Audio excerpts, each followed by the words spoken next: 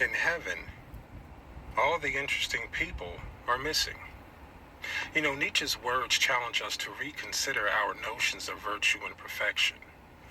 I think Nietzsche was on to something here, right? Think about it. A realm of flawless beings, all following rules without question and worshiping an entity for all eternity. Not only is this narcissistic, but it sounds boring as fuck, right? Where's the spark of creativity, the thrill of rebellion, the beauty of imperfection? Now look at our world. It's the misfits, the rebels that color outside the lines, that question the status quo and make life infinitely more interesting. But what about faith? Well, too often I see believers cling to blind acceptance, shunning curiosity and creative thought. They trade the beauty of human experience for a monochrome world of unquestioning obedience. I mean, perhaps true divinity lies not in perfection, but in embracing our flaws and daring to think beyond the prescribed. I mean, after all, if heaven is missing all the interesting people, maybe it's time we redefine what it means to be truly divine. And in the world of conformity, please dare to be interestingly imperfect. Who knows? You might make the earth a little more heavenly. To be human is enough. I will tag that brother's TikTok page in the description on TikTok here. But that brother was on point. That brother was basically expressing how heaven is so damn boring. It would have to be boring. And I would imagine Christians don't really think about it on the terms to which he was speaking. Christians like to do this thing where they will say that, oh, it must be a glorious concert going on in heaven right now. You got Michael Jackson and you got Prince and, you know, James Brown, and they'll name all these artists when they die, and they'll talk about how there must be some glorious concert going on that, whoo! You think Prince is up in heaven singing Darling Nikki? Michael Jackson is up there talking about some Billie Jean. That's what y'all think. That's what y'all believe. For some reason, Christians seem to think that the personality to which you have right now is the personality that you would have in heaven. But that would be an impossibility. You see, if you had the personality you have now that you would have in heaven, then that means that you will be able to experience sorrow, that you will be able to have critical thinking. And as one of the early church writers in 180, Irenaeus said, Bishop Irenaeus said, he said that one of the joys of heaven is to look over the edge and see all the people burning in the pit of fire for all eternity. This is what one of your church fathers, one of the people who you guys are following without even knowing that you're following, because he is the one who decided that there should only be 4 gospels, and he is the one who named them Mark, Matthew, Luke, and John. So Irenaeus believes that you will have the personality that you will have in heaven.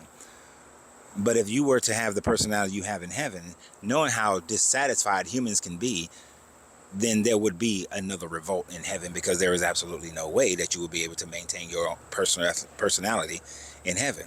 So then many Christians will start to teach and say that when you're in heaven, God will change your mind. You will be so happy to be in heaven that God will change you so that all you want to do is worship him.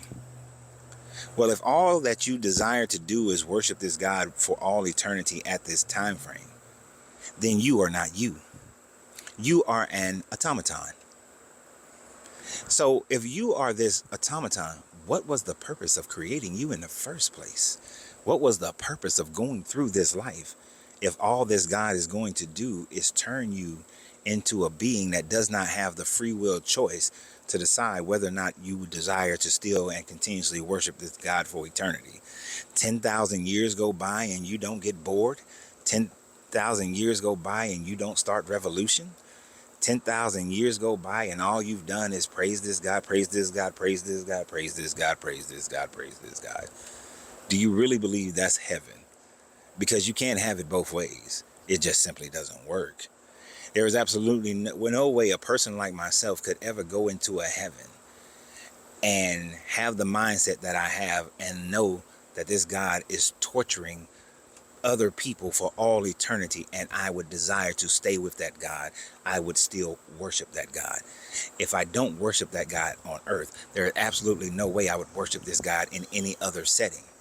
And for some of you, you would say that, I would be one of the ones who are being tormented down in the lake of fire. Let me tell you this. There are people who love me so much. My grandmother, for instance, my mother, my aunts, my uncles, my cousins, my children, Angelina. There are people who love me so much that some of the ones I mentioned were Christian and are Christian to this day. But my grandmother was Christian. My grandmother passed away in 92. The love that my grandmother had and the consideration that she had for people, there is absolutely no way my grandmother could maintain who she was on earth, be in heaven, because according to Christians, she's in heaven, and yet look over the edge of heaven, see her grandson, to which I was her favorite, regardless of what my aunts and everybody else in the family says, see her most favorite grandson and not feel sorrow and not become angry, because she was very protective as well. It's an impossibility unless your God takes away her free will and turns her into an automaton.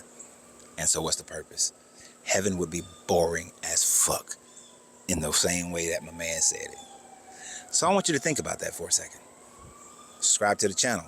And always remember, you have to free yourself to be yourself, because your greatness is non-negotiable. Good journey, good vibrations.